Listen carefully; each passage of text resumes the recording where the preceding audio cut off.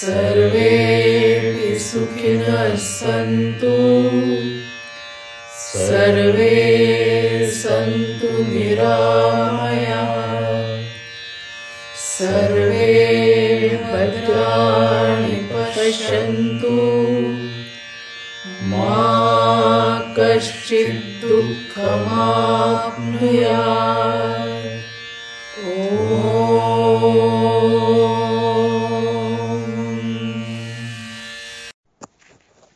आमची अंजली म्हणजे उत्साहाचं कारंज आणि आनंदाचं झाड. तिच्या जीवनावर एखादी कादंबरी किंवा चित्रपट सहज होऊ शकेल. तिच्या जीवनात दुःखाचे सत्वपरीक्षा घेणारे प्रसंग आले आणि गेले. सर्वांवर तिनं मात केली. तिची सकारात्मकता, सळसळता उत्साह, थक्क करणारी कल्पकता आणि ऊर्जा घेऊन ती मंडळात सामील झाली. तेव्हा ती सरिता विद्यालय या उच्च प्राथमिक शाळेत मुख्याध्यापिका होती. ते काम आणि घरी 90 ओलांडलेली सासू आणि पार्किन्सन असलेला नवरा हे सांभाळून ती मंडळाची कामे करत होती. तिच्या नसानसात सामाजिक जाण भरलेली ती विद्यार्थ्यांपर्यंत तिला पोचवायची असायची. मग मंडळाच्या कार्यक्रमात नवीन वर्षाच्या शुभेच्छा देण्यासाठी तिने विद्यार्थ्यांना कामाला लावलं. जुन्या पत्रिका साठवून त्यातून भेटकार्ड करायला तिने शिकवली. मंडळातील सर्व सभासदही भेटकार्ड पाहून खूप खुश झाले. संक्रांतीला तिने हलव्याचे बॉक्स करून घेतले मुलांच्याकडून. त्यातून सर्वांना तिळगुळ दिला. निवृत्त झाल्यावर सर्वांच्या वाढदिवसाला ती भेटकार्डे करून आणू लागली आणि करोनामुळे प्रत्यक्ष सभा बंद होईपर्यंत तिचं हे काम चालू होतं. अगदी आजारी असली तरीसुद्धा ती कोणाबरोबर ती पाठवून द्यायची. केशवरावांचं पार्किन्सन वाढू लागल्यावर त्यांना थोडं नैराश्य येऊ लागलं. तेव्हा तिने 2012 मध्ये स्वेच्छानिवृत्ती घेतली. त्या वर्षीच्या स्मरणिकेत केशवरावांनी पत्नीची निवृत्ती आणि माझी वाढली आनंदी वृत्ती असा लेख दिला होता. केशवरावांना आता भरपूर वेळ देऊ शकत होती. प्रेक्षणीय स्थळे पाहण्यास नेणे, मोहम्मद रफीच्या कार्यक्रमांना नेणं, त्यांच्यावर कॅरम खेळणं असं ती काहीतरी करत राहायची. मंडळाच्या आनंदवनसह सर्व सहलींना तिने केशवरावांना आणलं. त्यांच्या पिढीच्या विविध अवस्थेत तिने घरात अनुकूल असे विविध बदल केले. स्वतः देखील केले. इतरांना अवाक करणारे तिचे दिवाळी अंकातील लेखन, विविध साहित्यिक सामाजिक संस्थांतले सक्रिय सहभाग असे अनेक उद्योग सातत्याने सुरू असत. त्यातील तिने काही उद्योग कोणतीही कुरकुर न करता तात्पुरते थांबवले. तिचा रक्तगट ORS निगेटिव्ह हा रेअर असल्याने रक्तदानाचं काम मात्र तिनं चालू ठेवलं. हिमोग्लोबिन कमी असल्यास रक्तदान करता येत नाही म्हणून किती समस्या असल्या तरी स्वतःच्या आहाराकडे लक्ष दिलं. तिने 21 वेळा रक्तदान केलं. त्यामुळे तिला रक्तदाता पुरस्कार मिळाला. सामाजिक क्षेत्रातील कामासाठी, साहित्यिक कार्यासाठी तिला पुरस्कार मिळालेले आहेत. लोकसत्तामध्ये प्रेरणा नावाचं सदर येतं. तिच्या कार्याचा कौतुक करणारा लेख त्यात छापून आला. निवृत्तीनंतर मात्र आता ती मंडळाला अधिक वेळ द्यायला लागली. साध्या साध्या गोष्टीचाही ती उत्सव करते. वार्षिक मेळावा, सहल यावेळी तर तिच्या उत्साहाला उधाण येतं. मेळाव्यासाठी मार्केट यार्डला जाऊन चाफ्याची फुलं आणणं, केशवरावांच्याकडून कलाकृती करून घेणं, ईशस्तवनात सहभाग घेणं, याशिवाय सोपवलेलं कुठलंही काम ती सक्षमपणे करतेच. पण आम्हाला कोणालाही न जमणारे एक काम ती करते आणि ते म्हणजे वृत्तपत्रांना निवेदनं देणं, कार्यक्रमाची बातमी छापून आणणं, मासिकात, वर्तमानपत्रात पार्किन्सन विषयक लेख देणं आणि आपल्या ओळखीने आमच्याकडून लिहून घेऊन वृत्तपत्रात देणं इत्यादी. यासाठी उन्हातान्हातून स्वतः वृत्तपत्राच्या ऑफिसमध्ये ती जायची. तेथे कोणी ना कोणी विद्यार्थी भेटायचे. नंतर मात्र हे काम आता मेलवरून होऊ लागले. तिचे विद्यार्थी आता वेगवेगळ्या क्षेत्रात काम करतात. त्यांचा आमच्या कामासाठी ती उपयोग करून घेते. यात सहलीसाठी बस मिळवणं, बॅनर मिळवणं, मेळाव्यात रांगोळी काढणं अशा गोष्टी तिच्या विद्यार्थ्यांनी केल्या. सहल आनंदवनसारखी मोठी असो किंवा वार्षिक सहल असो, अंजलीशिवाय काही ती रंगत नाही. अशावेळी तिच्यातली शिक्षिका बसमध्ये हजेरी घेण्यापासून कामाला लागते आणि सहभागी लहान मुलं बनतात. सहलीचा आनंद घेतात. सगळ्यांना या शिक्षिका मग लिमलेटच्या गोळ्या देतात. सहलीत करमणुकीच्या कार्यक्रमाचे सूत्रसंचालन हा तर तिचा हातखंडाच. बसमध्ये असो की करमणुकीच्या कार्यक्रमात गाणी लागली की तिची पावले थिरकतात आणि ती नाचायला लागली की इतरही लाज सोडून हळूहळू सामील होतात. तिचा लेख नाही अशी एकही स्मरणिका नाही. संपादन, प्रूफ रिडिंग यातही ती सहभागी असते. आत्तापर्यंत तिच्यावर मी अनेक वेळा लिहिलेले आहे, तरी लिहायचे राहिले असेही खूप आहे. मंडळाच्या कोणत्याही कामासाठी केव्हाही हाक मारा, ती हजर राहणारच असा आम्हा सर्वांना तिच्याबद्दल विश्वास वाटतो.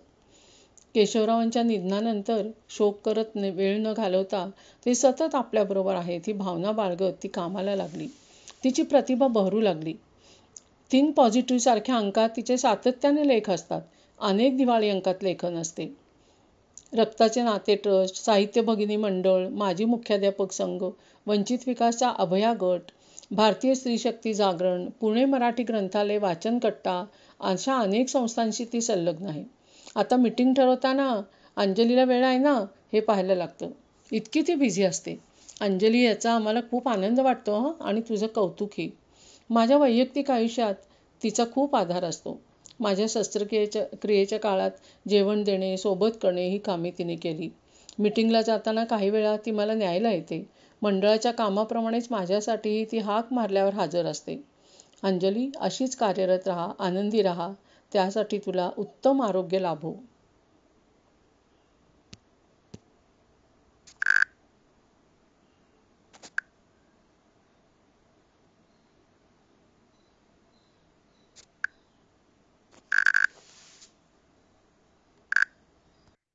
नमस्कार अंजली ताई.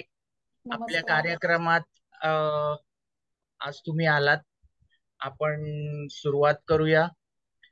एक सिनियर मेंबर पार्किन्सन्स मित्र मंडळाच्या तुम्ही सुरुवातीपासून आहात, बरोबर? तर मला तुम्हाला पहिला प्रश्न विचारायचा आहे की पार्किन्सन्स मित्र मंडळाशी तुमचा संपर्क कसा काय आला? मिस्टरांना ज्या वेळेला पार्किन्सन्स हा आजार झाला त्यावेळेला मी वेगवेगळे औषध उपचार आणि कुठे सपोर्ट ग्रुप आहे काय पाहत होते. त्याच वेळेला वर्तमानपत्रामध्ये जाहिरात आली की असा असा पार्किन्सन्सचा मेळावा दीनानाथ मंगेशकर मध्ये होणार आहे. मग त्याच्या आधारे मग मी तिथपर्यंत संपर्क साधला आणि त्या मेळाव्याला मी मिस्टरांना घेऊन गेले. त्यावेळेला संस्थापक मधुसूदन शेंडे, शरदचंद्र पटवर्धन वगैरे सगळे लोक होते. मग तिथे रीतसर नाव नोंदणी केली मी माझ्या मिस्टरांची आणि आजाराची सगळी हिस्ट्री सांगितली. बरेचदा आपण असं पाहिलंय की लोकांना पार्किन्सन्स सपोर्ट ग्रुप पर्यंत यायला बराच वेळ लागतो, म्हणजे आजाराची सुरुवात झाल्यापासून.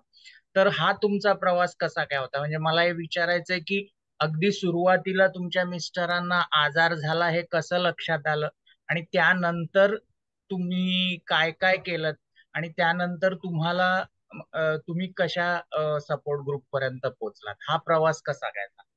हा 2003 मध्ये माझ्या 2 नंबरच्या मुलीचे ज्या वेळेला निधन झालं त्यावेळेला त्यांना जबरदस्त ताण आला मनावरती आणि ते अतिशय दुःखी झाले. ते थोडेसे बोलेनासे झाले होते आणि असं चेहऱ्यावरती एक्सप्रेशन पण दाखवायचे नाहीत, फार कोणामध्ये इन्व्हॉल्व्ह व्हायचे नाही. तर मी काही विचारायचे त्यांना, पण काही ते समाधानकारक उत्तर द्यायचे नाही. मग नंतर कालांतराने देवपूजा करायला खाली बसल्याच्या नंतर त्यांच्या डाव्या पायाची करंगळी हलायला लागली. करंगळी हलायला लागल्यानंतर आम्हाला काय वाटलं की थांबेल थोड्या वेळाने, काहीतरी मार लागला असेल, ठेच लागली असेल. तर ती ज्या वेळेला थांबे ना त्यावेळेला मग मी मात्र आमच्या फिजिशियनकडे गेले. तर तेव्हा ते म्हणाले की नाही, तुम्हाला न्यूरोलॉजिस्टकडेच जावं लागेल. तर माझे मिस्टर डिफेन्स अकाउंट्सला ऑडिटर असल्यामुळे आम्हाला सेंट्रल गव्हर्नमेंट हेल्थ स्कीम सीजीएचएसची आम्हाला छानपैकी सपोर्ट होत होता त्यावेळेला.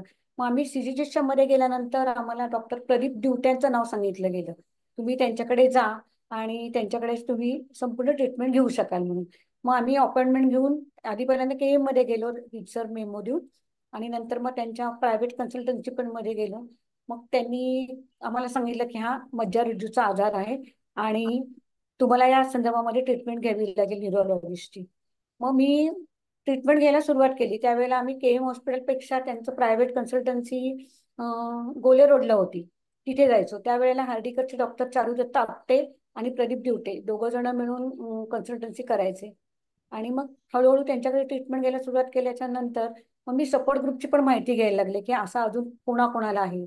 तर त्याच वेळेला वर्तमानपत्रामध्ये जाहिरात आली, निवेदन आलं सॉरी, आणि ते वाचून मग आम्ही मित्र सपोर्ट ग्रुपमध्ये सामील झालो. मग आम्ही 2007चा तो, हो 2007च साल होतं त्यावेळेला.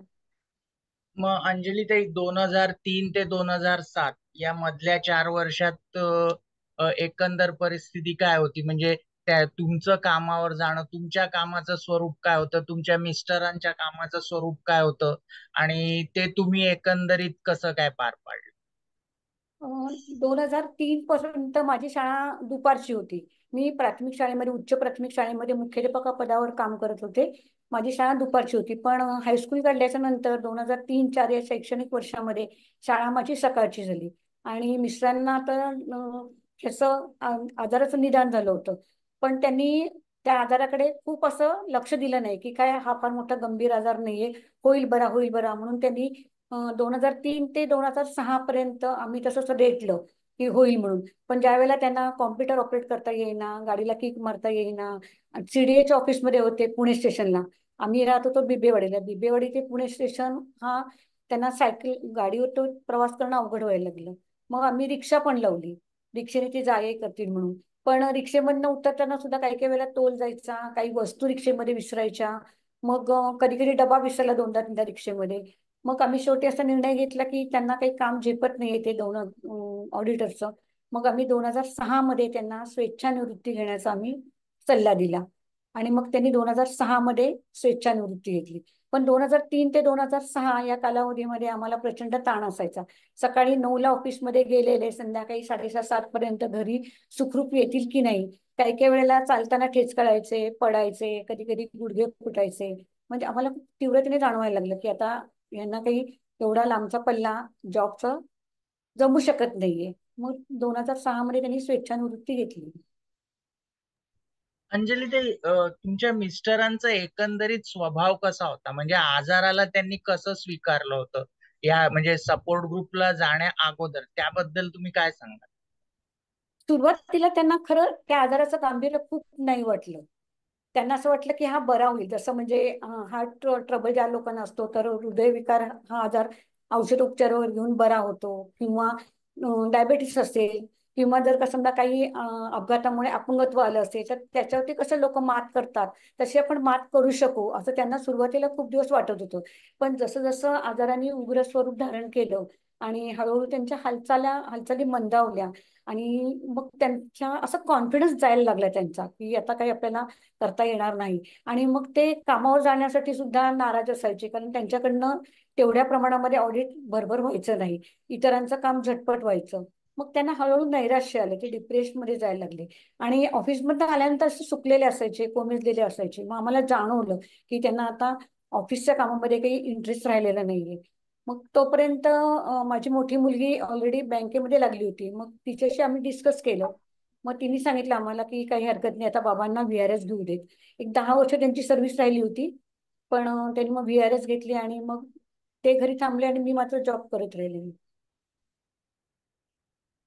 अंजली ताई, त्या दरम्यान तुमच्या घरामध्ये अ, हा आजार सुरू असताना तुमच्या मिस्टरांचा, हं. तुमच्या तुमची स्वतःची आणि तुमच्या मोठ्या मुलीची मनस्थिती साधारणपणे कशी होती? तुम्ही या आजाराला कसं घेतलं, तुम्ही दोघींनी? ज्या वेळेला मुलगी दोनदा तीनदा डॉक्टरांशी बोलण्यासाठी आली होती, त्यावेळेला मला आणि माझ्या मिस्टरांना बाहेर बसून डॉक्टर राहुल कुलकर्णी, आम्ही नंतर डॉक्टर बदलले कारण आम्हाला प्रदीप दिवटे यांच्याकडे जाणं अवघड व्हायला लागलं. तर मुलगी आणि जावई आमच्या बरोबर यायचे. मग डॉक्टरने त्यांना समजून सांगितलं की या आजारावरती 100% मात करता येत नाही, पण सुखकर जीवन जगता येतं. जर का समजा सकारात्मक दृष्टिकोन ठेवला तर जीवन जगता येईल. तुम्ही तुमच्या बाबांना अधिकाधिक आनंदी ठेवा, अधिकाधिक त्यांचं लक्ष डायव्हर्ट कसं होईल आजारापासून ते तुम्ही बघत चला. आणि मग त्या पद्धतीने मुलगी, जावई, नंतर आमचा नातू अधूनमधून घरी यायचे. मग ते खूप हॅपी असायचे. मग जावयांबरोबर, नातवाबरोबर कॅरम खेळणं, पत्ते खेळणं. आम्ही नंतर त्यांच्याबरोबर कुलू, सिमला, कुलू, मनाली वगैरे ट्रिपला पण गेलो होतो आम्ही त्यांच्याबरोबर. म्हणजे हळूहळू माझ्या मुलीने त्यांना अधिकाधिक आनंदी ठेवण्यासाठी खूप प्रयत्न केले. दर शनिवार रविवार तिच्या छोकऱ्याला घेऊन ती आमच्याकडे यायची आणि त्याच्यामुळे बाबांना आनंद व्हायचा. मग पुन्हा सोमवार ते शुक्रवार तिला जॉबमुळे जमायचं नाही येणं. मग तेव्हा थोडेसे परत ते नाराज व्हायचे की आपण तिघच जण आहोत. माझ्या सासूबाई पण होत्या घरामध्ये, माझे मिस्टर आणि मी तिघं असायचो. माझा बऱ्यापैकी नोकरीमध्ये वेळ जायचा, पण मिस्टरांचा जायचा नाही. मग ते त्यांच्या मित्रांना वगैरे मग बोलवायचे. त्यांना कॅरम खेळायला भयंकर आवडायचा. मग त्याच्यामुळे मग मित्रांना वगैरे बोलवायचे. मध्ये दुपारी 3 ते 6 कधी कॅरम, पत्ते, असं रमी वगैरे खेळण्यामध्ये वेळ घालवायचे. आणि वाचन पण करायचे, त्यांना वाचनाचं पण वेळ होतं. आणि गाण्याचे शौकीन होते, त्याच्यामुळे टेप रेकॉर्डवरती छान छान कॅसेट वगैरे, त्यांना मोहम्मद रफीची गाणी फार आवडायची, किशोर कुमारची वगैरे. तर ते गाणी ऐकण्यामध्ये वेळ घालवायचे छान, मग मी येईपर्यंत. मग मी आल्यानंतर मात्र त्यांना बाहेर फिरायला वगैरे घेऊन जायची. अंजलीताई, तुम्ही प्रवास केला म्हणता या दरम्यान, त्या हा. दरम्यानच्या काही आठवणी आहेत का? म्हणजे तुम्ही लांबवरचा प्रवास केलात तेव्हा सगळं कसं मॅनेज केलं आणि तुमच्या सोबत कोण कोण होतं? माझे धाकटे भाऊ बहिणींच्या बरोबर एकदा आम्ही प्रवास केला होता. त्यावेळेला आम्ही केरळची मिनी केरळ ट्रिप केली होती. त्याच्यानंतर हम्पीला पण आम्ही गेलो होतो त्यांना घेऊन. आणि मुलगी जावई आणि नातवाबरोबर सिमला, कुलू, मनाली तिकडे गेलो होतो आम्ही. पण प्रत्येक वेळी मला त्या डोसचं माहिती झालं होतं. सिंडोपा प्लस त्यांना गोळी चालू होती 25ची. तर ती गोळी केव्हा केव्हा द्यायची, केव्हा त्या गोळीचा इफेक्ट व्हायचा आणि केव्हा गोळीचा अंमल उतरायचा, हे आम्हाला माहिती झालेलं होतं. तर कधी कधी तो 2.5 तास अंमल राहायचा, कधी 3 तास राहायचा त्या गोळीचा अंमल. त्या दरम्यान आम्ही संपूर्ण कार्यक्रमाची रूपरेषा आखायचो. म्हणजे जर का समजा 3 ते 6च्या चित्रपटाला जायचं असेल, तर आम्ही साधारणपणे 2:45ला किंवा 3ला 10 कमी वगैरे असताना ती सिंडोपा प्लसची गोळी दिली गेली की मग ते पिक्चर पूर्ण बघू शकायचे. आणि 6ला पिक्चर सुटल्या सुटल्या रिक्षा करून मग आम्ही घरी येऊ शकायचो. असं प्लॅनिंग करावं लागायचं, पण डोस थोडासा ऍडजस्ट करायचो आम्ही सुरुवातीला. आणि तशी डॉक्टरांनी आम्हाला मुभा दिली होती की थोडाफार मग एक गोळी घ्यायच्या ऐवजी कधी कधी एकच गोळी पण अर्धी अर्धी 2दा घ्यायला सांगायची आम्हाला. म्हणजे एक 2:30ला घ्यायची आणि मग परत एक 3:30 पावणे 4ला एक घ्यायची. या पद्धतीने मग इफेक्ट राहायचा त्या गोळीचा. अंजलीताई, त्या दरम्यान तुम्ही एक काही विशिष्ट दिनक्रम आखला होता का? की म्हणजे डाएट बद्दल, जेवण, व्यायाम, झोप अशा तऱ्हेचं काही नियमन केलं होतं का? नियमन म्हणजे डॉक्टरांच्या सल्ल्याप्रमाणे मी त्यांना डाएट फूड म्हणजे जेवण पण तशीच त्याची द्यायची. आणि व्यायामासाठी सुद्धा त्यांना वेळ आखून दिलेला होता. आमच्या घरावरती जे टेरेस आहे, त्या टेरेसमध्ये फिरायला जाणं, त्याच्यानंतर मी आल्याच्या नंतर रोडवरती फिरायला जाणं, एखाद्या गार्डनमध्ये जाणं, मंदिरात जाणं, हे आम्ही ठरवलं होतं. म्हणजे गुरुवारी त्यांना थोडंसं दत्ताचं बेड होतं, ते गुरुवार उपवास पण करायचे. तर आमच्या सोसायटीमध्ये दत्ताचं मंदिर होतं, मग त्या दत्त मंदिरात जायचं. शनिवारी फक्त मारुतीला त्यांना घेऊन जायचं, त्या वारी त्या मंदिरात जायचं. आणि कधी कधी आम्ही बागेत एखादं छोटं एक्झिबिशन असेल, प्रदर्शन असेल, तर तेही बघायला मी त्यांना घेऊन जायची. त्याच्यामुळे त्यांचा वेळ पण छान जायचा. आणि पण हे सगळं मी शाळेतनं आल्यानंतर दुपारनंतर जास्त व्हायचं. आणि थोडंसं त्यांना खाण्याचं जे असायचं ते मात्र मी पूर्ण करून जायची. आणि मग फक्त आई तोपर्यंत थोड्याशा माझ्या सासू फिरत होत्या, त्याच्यामुळे मग त्या डब्यातनं काढून वगैरे त्यांना द्यायच्या. पण कधी कधी ते स्वतः पण आपल्या आपल्या खाण्याचे जिन्नस वगैरे करून घ्यायचे. कधी कधी चहा पण स्वतःचे स्वतः करायचे. पण थोडीशी अशी सांडलवण व्हायची, कारण हाताच्या मुवमेंट्स जास्त झाल्या तर मग तो चहा घालणं किंवा एखादा पदार्थ बशीमध्ये ओतून घेणं ते त्यांना जमायचं नाही. मग ओट्यावरती सांडलवण वगैरे झालेली असायची, पण मी आल्यानंतर मग ते आवरायची. अंजलीताई, तुमच्या सासूबाई 100च्या पार गेल्या होत्या ना? हो. हो. तर त्यांचं आपल्या मुलाशी त्या दरम्यान कसं नातं होतं? म्हणजे आई आई आणि मुलगा एक एक म्हणजे दोघच असायचे बराच काळ घरात, तर कसं काय असायचं एकंदरीत? हो. त्यावेळेला माझी शाळा सकाळची होती. मी 6:30ला घर सोडायची, कारण 6:35ला माझी शाळेची पहिली घंटा असायची. तर त्याच्यामुळे स्कूटी पे प्लस होती माझी, गाडीवर जायची मी. मग 9 शिवाय बाई कामाला यायची नाही आमच्याकडे. मग मी सकाळच्या शाळेसाठी एक बाई ठेवली होती. तिने पोळ्या पण करायच्या, भाजी करायची आणि त्या दोघांना ब्रेकफास्ट करून द्यायचा. पण ब्रेकफास्ट काय करायचा हे जर का समजा मी लिहून ठेवलं नाही, की आज पोहे करा, उपीट करा किंवा थालीपीठ करा, तर मग मात्र माझ्या मिस्टरांचा फोन यायचा की तू आज सांगून नाही गेलीस आज काय करायचं म्हणून. मग मी फोन केल्यानंतर मग मी त्यांना सांगायची इथे इथे ते डबा आहे, त्याच्यात तो पोहे घ्या, उपीट घ्या किंवा मॅगी करा. आणि मग त्या बाई पण छान होत्या, त्या स्वतः पण व्यवस्थित करून आजींना आणि माझ्या मिस्टरांना द्यायचे ते. आणि चहा वगैरे पण करायच्या, दूध तापवायचं, कारण दूध मला उशीर यायचं दुधाची पिशवी घेऊन. तर दूध तापवण्याचं वगैरे ती बाई छान काम करायची. मला छानपणे 1:30-2 वाजायचे शाळेतनं येईपर्यंत. पण त्या दोघांची जेवणं पण झालेली असायची मी येईपर्यंत. आणि सासूबाईंना मुलाला हा आजार झाला याचा प्रचंड त्रास होत होता. सगळा जीव त्यांचा मुलामध्ये गुंतलेला होता, कारण हे एकुलते एक होते ना. आणि मोठ्या दोघी नंदा आणि हे एकटे होते. त्याच्यामुळे त्या बऱ्यापैकी त्यांच्या जवळच बसलेल्या असायच्या मी येईपर्यंत. मी काय एकदा आले की मग त्या मुलापासून बाजूला दूर जाऊन पोथ्या वगैरे त्यांच्या बसायच्या, जपाची माळ वगैरे ओढायच्या. पण मी येईपर्यंत हॉलमध्ये त्यांना ते एकट्या सोडायच्या नाही. हे म्हणायचे की आई तू विश्रांती घे, जा बेडरूम मध्ये बस, झोप वगैरे. पण त्यांचं काही मन नाही लागायचं. तू पडशील का, तुझा तोल जाईल का, तुला त्रास होईल का, म्हणून पूर्ण वेळ तुला पाणी आणून देऊ का, तुला पेपर आणून देऊ का, असं सारखं तुला काय हवं असं विचारत राहायचं सारखं त्यांनी.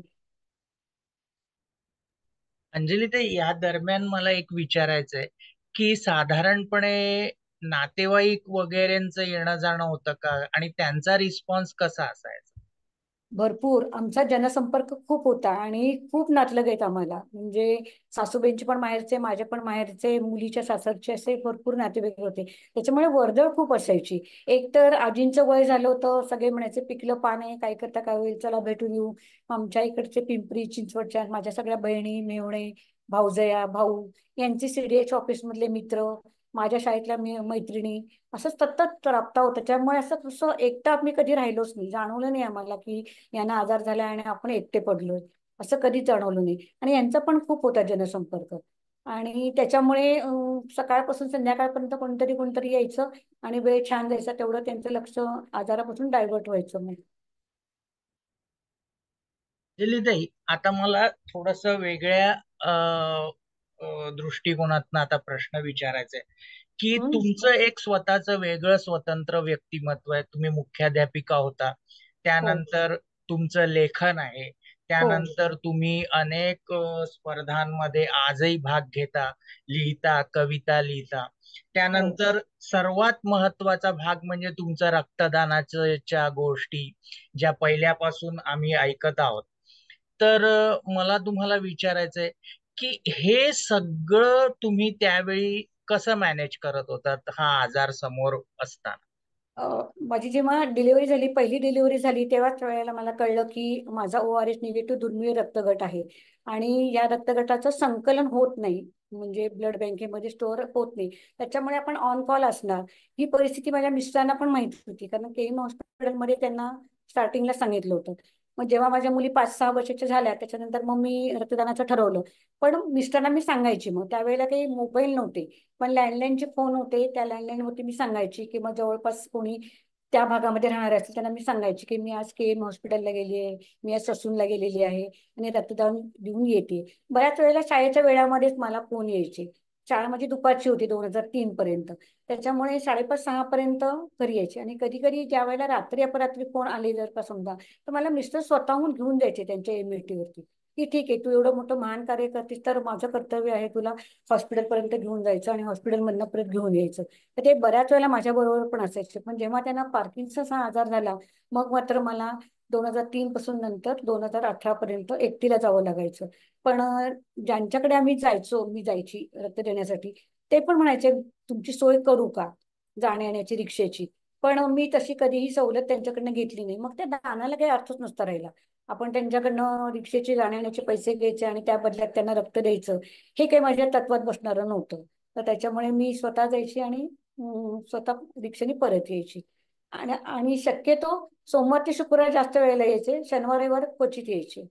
अगदी इमर्जन्सी जे अपघातग्रस्त असायचे ते काही अपघात सांगून व्हायचा नाही. त्याच्यामुळे कधी कधी मला रविवारी शाळेला सुट्टी असली तरी सुद्धा जावं लागायचं रक्तदानासाठी. अंजलीताई, साधारणपणे अजूनपर्यंत तुम्ही किती वेळा रक्तदान केलंय? साधारणपणे मी 20-22 वेळेला केले रक्तदान. अच्छा.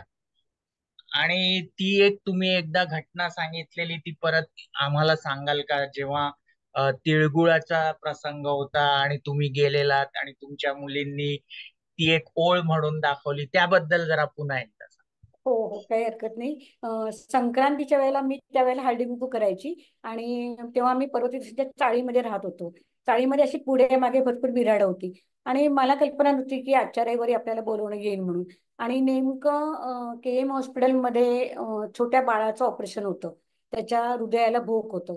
आणि डिलिव्हरी त्या KM मध्येच झालेली होती त्या बाईंची आणि ऑपरेशन तिथेच होतं. त्या बाळाचा ब्लड ग्रुप RH निगेटिव्ह होता, ORS निगेटिव्ह होता. तर मला फोन आल्याच्या नंतर बोलावून आल्यानंतर जावं लागणार होतं. मग मी मुलींना सांगितलं की आता सगळ्या बायकांना आपण निमंत्रण दिलेलंच आहे, तर इथे हळद कुंकू या तिळाच्या वड्या ठेवलेल्या आहेत आणि लुटायच्या वस्तू ठेवलेल्या आहेत, तर तुम्ही या सगळ्यांना द्या म्हणून. तर मग त्या म्हणल्या ठीक आहे. आणि सासूबाई होत्या त्यांच्या मदतीला. मग मी आवरलं आणि KM हॉस्पिटलमध्ये गेले. पण बायका आतमध्ये आल्याच्या नंतर बघतात तर फक्त आजी आणि दोन्ही मुली छोट्या छोट्या. तर काहीतरी मोठी माझी मुलगी 4थीत असेल आणि धाकटी 2री 3रीत असेल त्यावेळेला. तर मग त्या बायका विचारायला लागल्या कुठे गेली. तर सुरुवातीला त्यांना वाटायची कशाला सांगत बसायचं की कुठे गेली. तर आई बाहेर गेली. मग हळदी कुंकू टाकून आई बाहेर का गेली असं पण बायका प्रश्न विचारायला लागल्या की घरी हळदी कुंकूचा थाट घातलाय. मग शेवटी धाकटी आमची थोडीशी जास्त आगाव म्हटलं तरी सुद्धा चालेल तशी होती ती. मग ती म्हणाली की म्हणे तिळगुळ घ्या गोड बोला आई गेली रक्तदानाला असं सुरुवात केली सांगायला तिने. कारण त्यांनी विचारायच्यात आपणच उत्तर देऊन टाकूया असं त्या दोघींनी ठरवलं. आणि म्हणून मग हळदी कुंकू लावून झालं की तिळगुळ घ्या गोड बोला आणि आई कुठे गेली विचारू नका आई गेली रक्तदानाला. आणि मग हळूहळू सगळ्यांना कळलं. मग दुसऱ्या दिवशी मला बायका म्हणाला की पोरींनी मला सांगितलं तुमच्या की तुम्ही रक्तदानाला गेलात आणि छान हळदी कुंकू तिळाची वडी आम्हाला दिली. आणि तो कार्यक्रम मला जवळजवळ 5:30-6 वाजले येईपर्यंत. आणि इकडे मग त्यांनी दोघींनी छान हळदी कुंकू उरकून घेतलं संक्रांतीचं. अंजली ताई, तुमच्या धाकट्या मुलीच्या आजाराबद्दल एक प्रश्न, की हो तुम्ही म्हणालेलात की इतक्याशा वयात लहानशा त्या मुलीने अतिशय सकारात्मकरित्या तो आजार घेतला होता. म्हणजे मला ते हो ऐकूनही तो चमत्कार वाटतो. तर हो. त्याबद्दल जरा काहीतरी सांगा. तिला 2002 मध्ये कॅन्सर झाला आणि ती 2003 मध्ये गेली. पण सुरुवातीला तो लो ग्रेडचा होता. ज्यावेळेला रिपोर्ट आला त्यावेळेला लो ग्रेडचा होता. पण बघता बघता आम्ही 6 सायकली म्हणजे केमोथेरपी पण दिल्या आणि रेडिएशन पण दिलं. पण रेडिएशन केमोथेरपी देऊन सुद्धा ज्यावेळेला तो हाय ग्रेडला गेला ते तिच्या लक्षात आलंच लगेच. परंतु तिने कधीही अशी जिद्द सोडली नाही. तिला असं वाटत होतं की आपण नक्की या आजारातून उठू आणि नक्की आपण आपले यशस्वी जीवन जगू शकू म्हणून. त्याच्यामुळे ती कधी अशी निर्वानिर्वीची भाषा पण तिने मोठ्या बहिणीला ती ताई म्हणायची. ताईजवळ कधीच केली नाही की ताई आम्ही दोघीच बहिणी आहोत आपण दोघी जणी तर मी या आजारातून काही उठणार नाही. तर तू आईबाबांकडे बघ आईबाबांच्यासाठी जास्तीत जास्त काळजी घे अशी तिने निर्वानिर्वीची भाषा कधीच बोलली नाही. कारण ती गेल्यानंतर आम्ही मोठ्या मुलीशी बोललो की का ग ती तुझ्याशी दिलखुलासपणे समवयस्क असल्यामुळे बोलू शकेल म्हणून कधी बोलली का. तर ती म्हटली नाही आई कधीही कधीही स्वरूपा म्हणाले असं निर्वानिर्वीच्या भाषेमध्ये बोललीच नाही. याचा अर्थ तिला नक्कीच जगायचं होतं तिची जिद्द होती. त्याच्यासाठी तिने कॅन्सरवरचं एक पुस्तक पण बाबांना आणायला सांगितलेलं होतं. ती म्हणाली हा कॅन्सर कसा होतो का होतो मला पाहिजे. तर बाबा म्हणाले काय करायचंय वाचून आपल्याला डॉक्टर ट्रीटमेंट देत आहेत सांगतायत. नाही म्हणाले. मग शेवटी बाबांनी जाऊन त्या कॅन्सरवरती पुस्तक आणलं. मग आणि ते पुस्तक तिला इतका अशक्तपणा आला होता रेडिएशन मध्ये केमोथेरपी मध्ये तरी सुद्धा तिने ते सगळं पुस्तक वाचून काढलं. काही काही मेडिकल मधले शब्द तिला समजायचे नाही तर त्यांनी डिक्शनरी आणायला सांगितली मोठी. ही छोटी डिक्शनरी नको म्हणजे डिक्शनरी सोबत ठेवायची आणि ते पुस्तक सोबत ठेवायची. आणि ते संपूर्ण पुस्तक तिने माझ्याकडे ते अजूनही संग्रही ठेवलेले नाही ते पुस्तक एक तिची आठवण म्हणून. तर तिने संपूर्ण कॅन्सरचा अभ्यास ते वाचून वाचून मग नंतर तिला कळलं होतं की ह्याच्यातनं आपल्याला बरं वाटेल की नाही. पण तिने बोलून नाही दाखवलं आईला बाबांना आजीला किंवा ताईला अशी असं मत कधी तिने उघड नाही केलं. अंजली ताई, तुमचं सर्व लिखाण हे प्रचंड सकारात्मकतेने भरलेलं असतं. हो तर असे सगळे प्रसंग तुमच्यावर आले असतानाही तुमचं हे लेखन सुरू होत. हे बघा आपल्या वाट्याला दुःख आलं म्हणजे सगळ्यांच्या वाट्याला दुःख व्हावं यावं असं वाटत नाही. जास्तीत जास्त संपूर्ण जगामध्ये शांतता राहावी सगळेजण आनंदी राहावेत. दुःख हे नेहमी आपण आपल्या गिळायचं असतं औषधाच्या गोळ्यांप्रमाणे आणि आनंद हा चघळायचा असतो. या पद्धतीनुसार मी हे तत्व आजमावलं आणि ज्या वेळेला माझी मुलगी गेली त्याच्यानंतर मी ठरवलं की नाही आपण ह्या आपल्यावरती जरी प्रसंग आलेला असला तरी सुद्धा आपण आपल्या दुःखाचा बाजार मांडायचा नाही. अधिकाधिक आनंदी राहायचं आणि लिखाणामध्ये सुद्धा सकारात्मकता जास्तीत जास्त ठेवायची की जेणेकरून लोकांना काहीतरी त्या लिखाणातून काहीतरी त्या कथेतून म्हणा किंवा आर्टिकल मधून काहीतरी बोध घेता आला पाहिजे. म्हणून मी ठरवून टाकलं मी जास्तीत जास्त विनोदी वगैरे लिहिते सामाजिक कथा वगैरे लिहिते. पण खूप दुःखद लोकांच्या डोळ्यातून घळाघळा पाणी येईल अशा मी कथा जास्त लिहित नाही. कारण आनंद देणं लिखाणातून हे माझं तत्व आहे. त्याच्यामुळे मी कथा कविता चारोळ्या वात्रट टीका जे काही असेल ते दुःखमय नाही करत. कारण आनंद वाटण्यात जास्त आनंद असतो. दुःख कोणी सांगू शकतं. हसवणं हे जास्त अवघड असतं रडवणं सोपं असतं. कोणाच्या डोळ्यामधनं 2 अश्रू टाकायचे काढायचे म्हटलं तर आपली दर्दभरी कहाणी सांगितली तर कोणाच्या डोळ्यातून 2 टिपं येतील.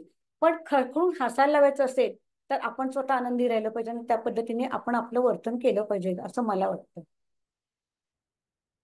अंजली ताई, आता मंडळासोबतच्या प्रवासाकडे येऊया. तुम्ही हो. दोघं जेव्हा मंडळात दाखल झालात, हम्म. त्यानंतरच्या प्रवासाबद्दल काय सांगाल? तुम्ही मीटिंग अटेंड करायला लागलात का? तुमचे मिस्टर यायचे का? किंवा एकंदरीत कसं काय सुरू? हो. जेव्हा अश्विनी हॉटेलमध्ये मीटिंग होत्या शास्त्री रोडला, त्यावेळेला माझी शाळा सकाळची असल्यामुळे मीटिंग 4 वाजता असायच्या. मग ते 4 वाजता खूप हॅपी असायचे की आज सगळेजण भेटणार म्हणून आनंदित असायचे अतिशय. मग मी आल्यानंतर तयारी वगैरे करायचो, पण माझ्या सासूबाई घरात असायच्या. मग सासूबाईंना ठेवायचं कुठे मोठा प्रश्न असायचा. मग त्यांना चहा वगैरे करता यायचं नाही. मग ते स्वतः म्हणायचे आपण आधी आईची तयारी करून ठेवूया. मग त्यांना थोडंसं खाणं, 2 बिस्किटं, त्याच्यानंतर तांब्याभर पाणी त्यांचं ठेवून द्यायचो. काळा चहा पण करायचो. आणि मग एका बाईंना सांगितलं होतं आम्ही की तुम्ही येऊन त्यांना फक्त चहा गाळून देत जा म्हणून. मग त्या दूध टाकून चहा गाळून द्यायच्या. मग आम्ही रिक्षेने याच्या अश्विनी हॉटेलमध्ये जायचो. जाताना अगदी आवर्जून मी आज कोणता टी शर्ट घालू, कोणती पॅन्ट घालू, हॅपी असायचे ते. आज आपल्याला शोभणार ते भेटणार म्हणून ते खूप आनंदी असायचे. आणि समवयस्कांचा सहवास मिळणार हे त्यांना खूप वाटायचं आणि लोकांचे विचार ऐकायला की त्यावेळेला मग आपण एक कसं परिसंवाद घ्यायचो की ह्या आजाराची लक्षणं काय काय आहेत, तुम्ही कशी कशी याच्यावरती मात केली. मग ते लोकांचं ऐकल्याच्या नंतर त्यांना छान वाटायचं. आणि कधी कधी आमच्या मीटिंगमध्ये करमणुकीचे पण कार्यक्रम असायचे. मग त्याच्यामध्ये त्यांना गाणं म्हणण्यासाठी शोभणार ते आग्रह करायच्या. मग ते रफीचं म्हणा किंवा किशोर कुमारचं वगैरे गाणं म्हणायचे. आणि जातानाच म्हणायचे जर का समजा वेळ मिळाला तर मी आज गाणं म्हणेन बरं का मीटिंगमध्ये.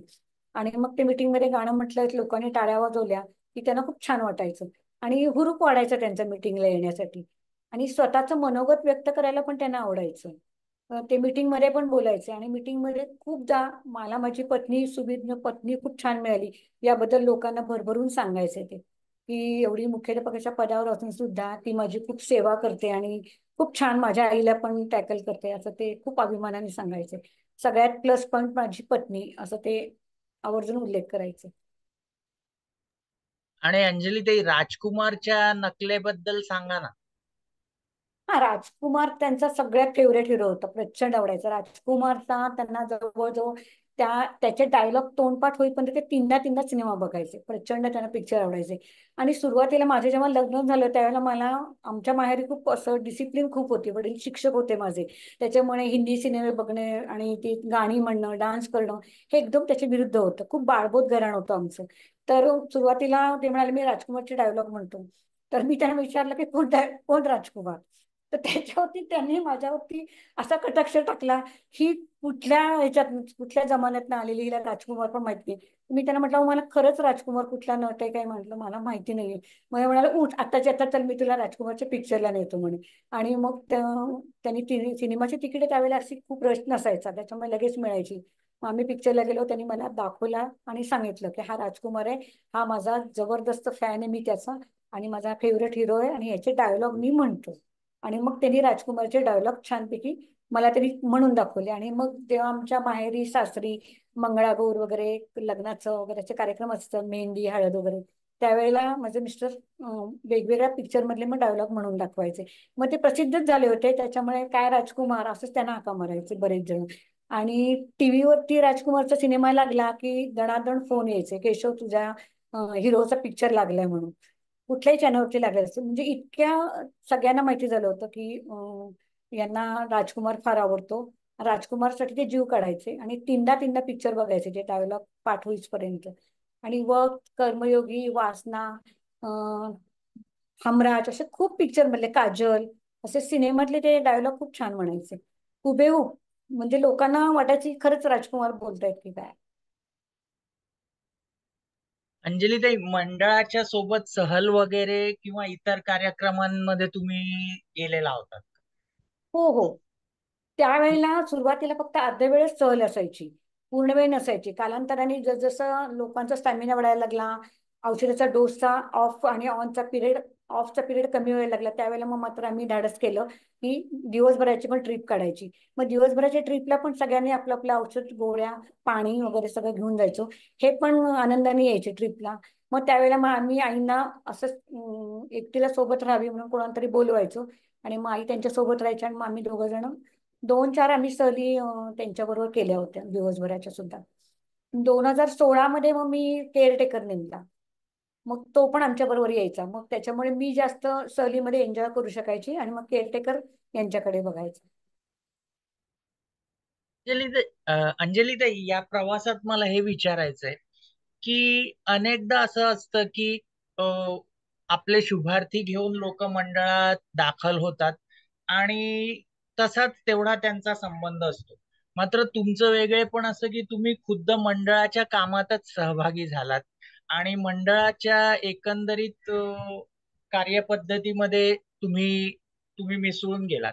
तर हे कसं काय झालं? म्हणजे तुमचं ह्यात येणं कसं काय झालं? 2006ला मिस्टरांनी VRS घेतली. 2012 मध्ये मी VRS घेतली. आता VRS घेतल्याच्या नंतर मी शाळेमध्ये जवळजवळ वयाच्या 20व्या वर्षापासून मी शाळेमध्ये कार्यरत होते. तर आता आपला वेळ जायचा कसा हा मोठा प्रश्न होता 2012 पासून. जरी सासूबाईंची मिस्टरांची सेवा केली, घरातली कामं केली, तरी कसा काय वेळ जाणार असा मला प्रश्न होता. तर मी विचार केला की आपण एज्युकेशन फील्डमध्ये इतक्या वर्ष काम केले, 28 वर्ष. आता आपण वेगळ्या क्षेत्रामध्ये काम करायचं आणि आपल्याला जमतंय की नाही ते बघायचंय. म्हणून मग मी शोभनाताईंना पण म्हणाले आणि शोभनाताईंनी पण मला आग्रह धरला की तू या क्षेत्रामध्ये आलीस तर तुला छान वाटेल म्हणून.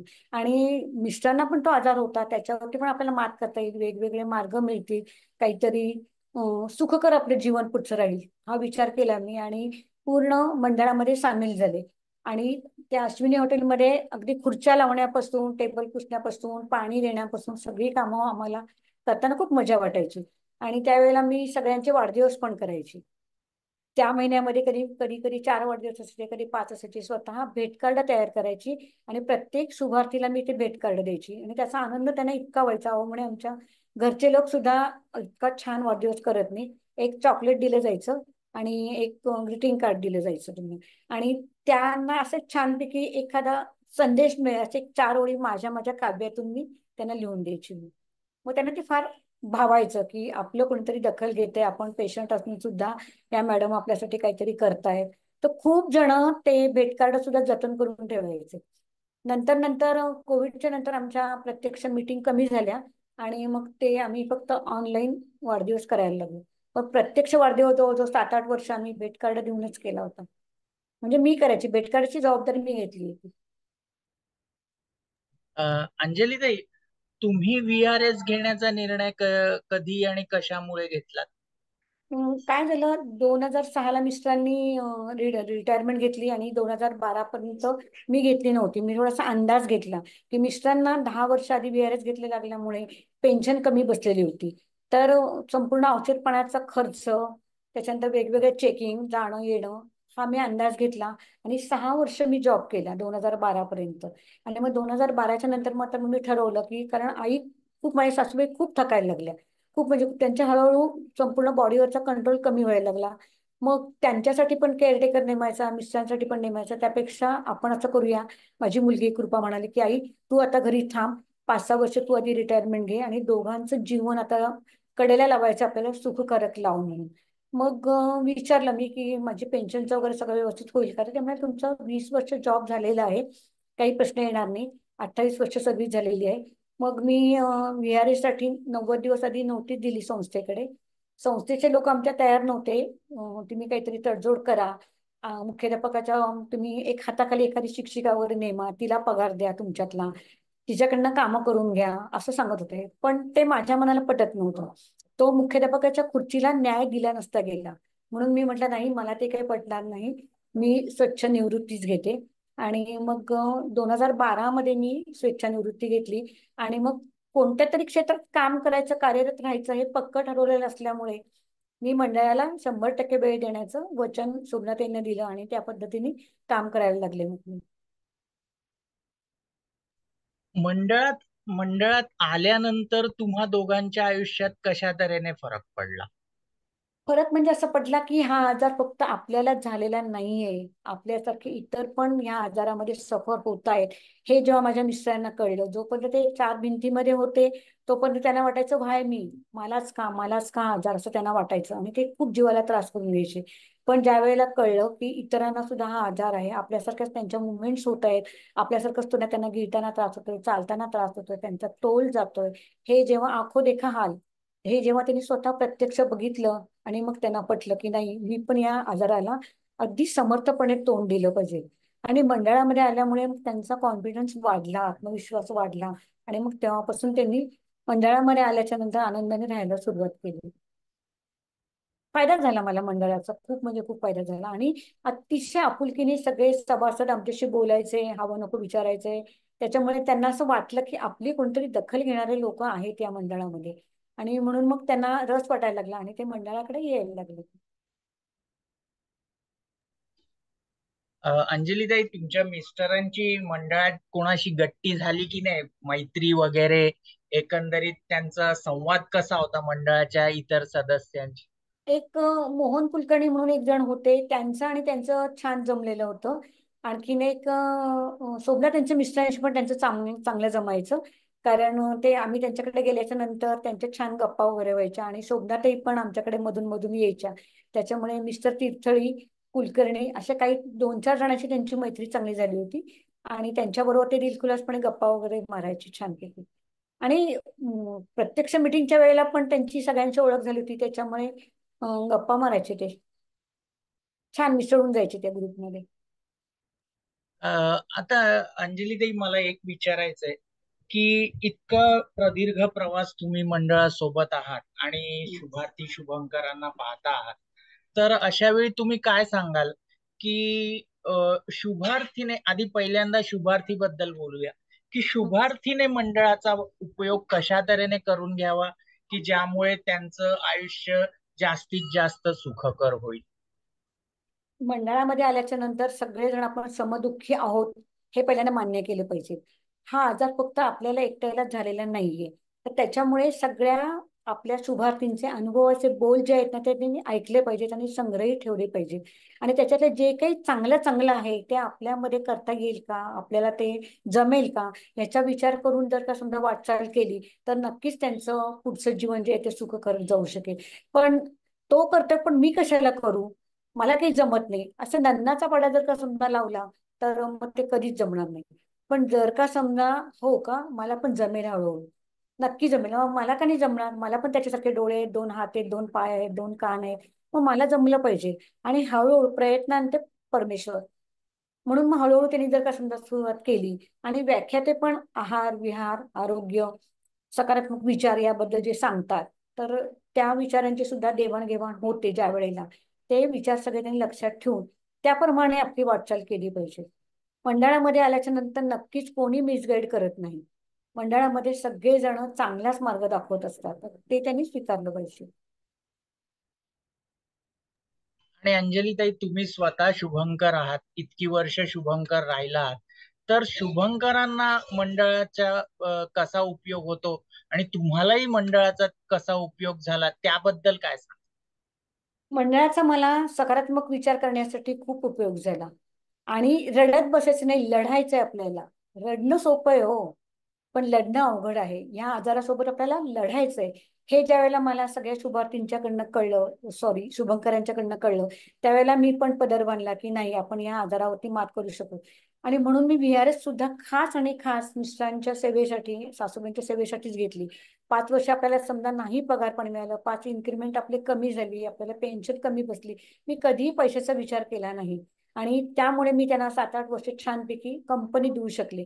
त्यांच्याबरोबर पत्ते खेळणं, त्यांच्याबरोबर कॅरम खेळणं, त्यांना फिरायला घेऊन जाणं.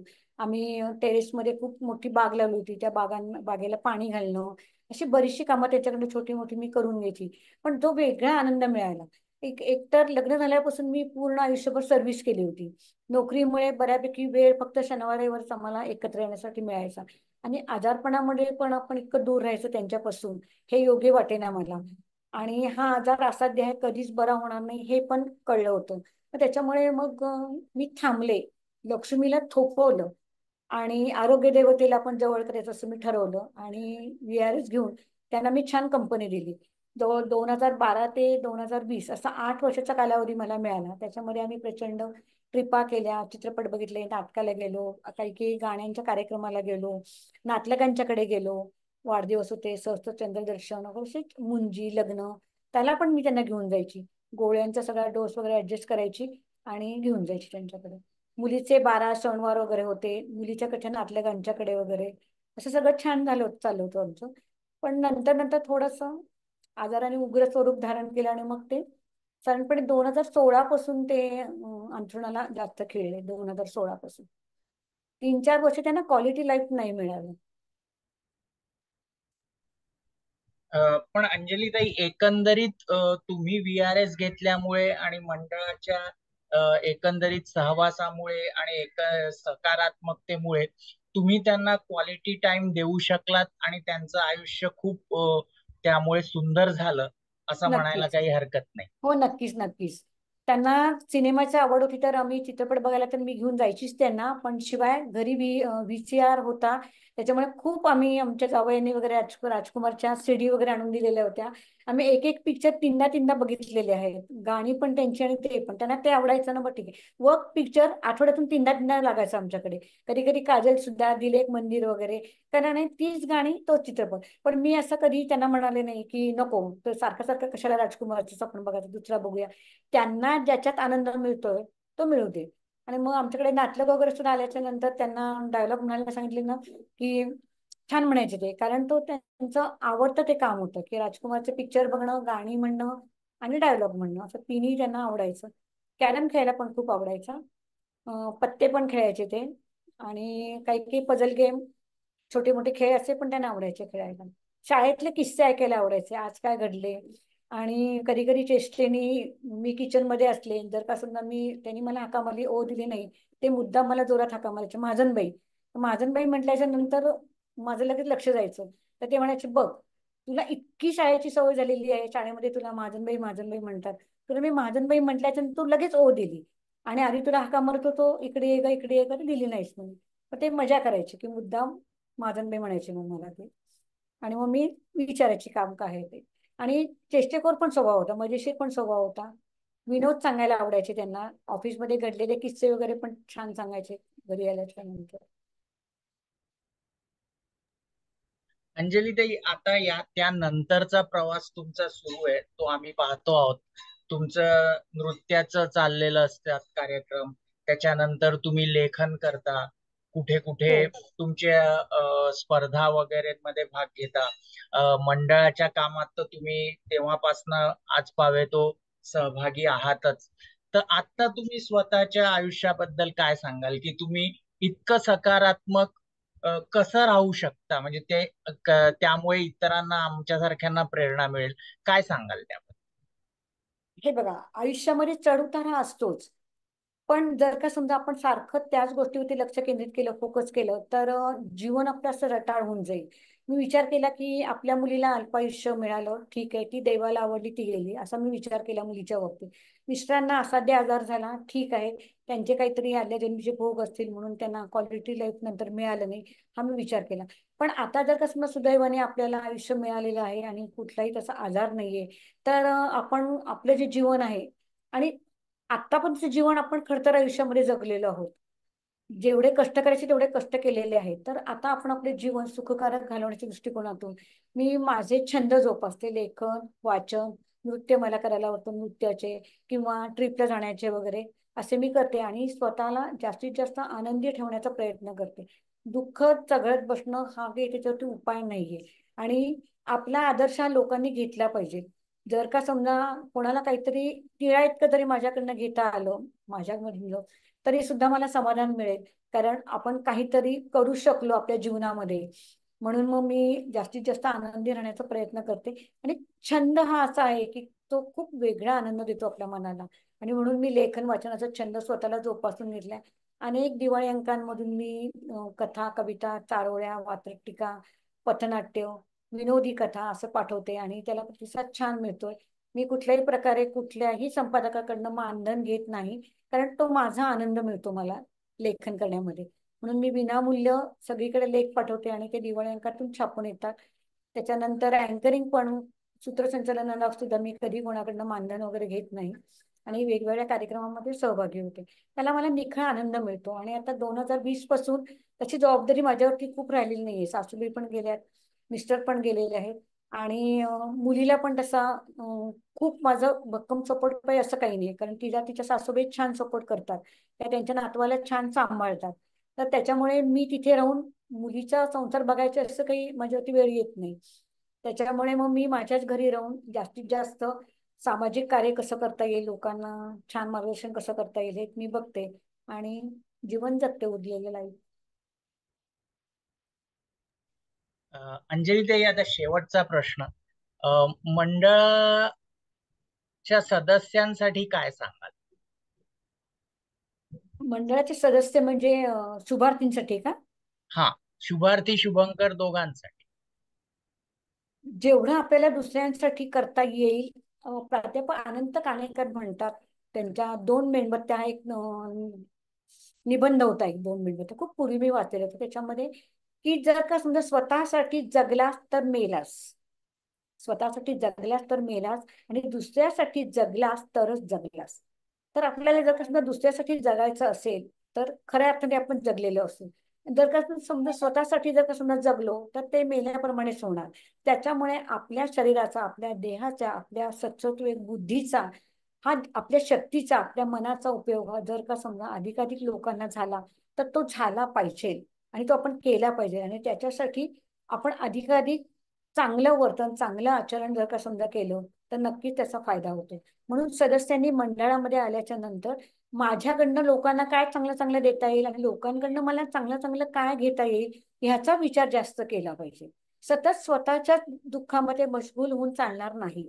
इतरांसाठी सुद्धा आपण काहीतरी, आपलं सामाजिक दायित्व आहे, समाजाचं पण काहीतरी देणं लागतो, हे तत्व जर का समजा लक्षात ठेवलं.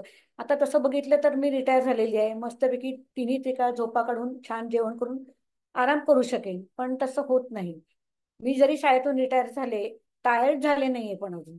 त्याच्यामुळे मी अधिकाधिक मंडळासाठी वेळ देऊन जास्तीत जास्त लोकांपर्यंत आपली काहीतरी फुल नाही फुलाची पाकळी म्हणून आपला काहीतरी त्याग जावा हा मी विचार करते आणि मंडळामध्ये झोकून देऊन काम करते. आणि त्याच्यासाठी मला माझे जे सिनियर्स आहेत म्हणजे शोभनाताई वगैरे, आशाताई रेवणकर वगैरे, त्यांचं मला सगळ्यांचा सपोर्ट छान मिळते.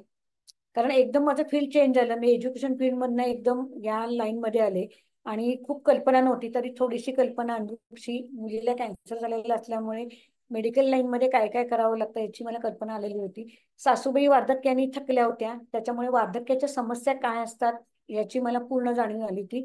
आणि तिसरा आजार म्हणजे पार्किन्सनचा आजार, मेंदूचा, मज्जारोजूचा, त्याचं काय काय असतं ते हळूहळू अभ्यास करून त्याची पण सगळी लक्षणं मला कळली. त्याच्यामुळे 3ही प्रकारच्या आजारांना मी तोंड दिलं, कॅन्सर, वार्धक्य आणि मिस्टरांचं पार्किन्सन्स. धन्यवाद अंजलीताई. आज अतिशय सुरेख मुलाखत आणि तुम्ही सविस्तर बोललात प्रत्येक गोष्टीवर. मला नक्की आशा वाटते की ही मुलाखत आपल्या सदस्यांना आणि आम्हा सर्वांनाही प्रेरणादायक होईल, कारण ती संपूर्ण सकारात्मकतेने भरलेली आहे. खूप खूप आभार. धन्यवाद.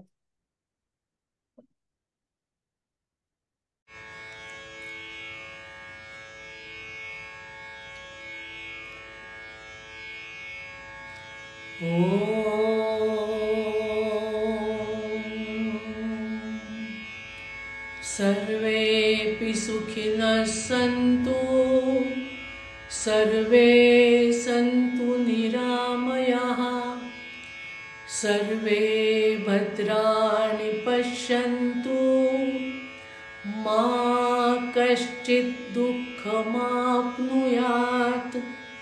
ॐ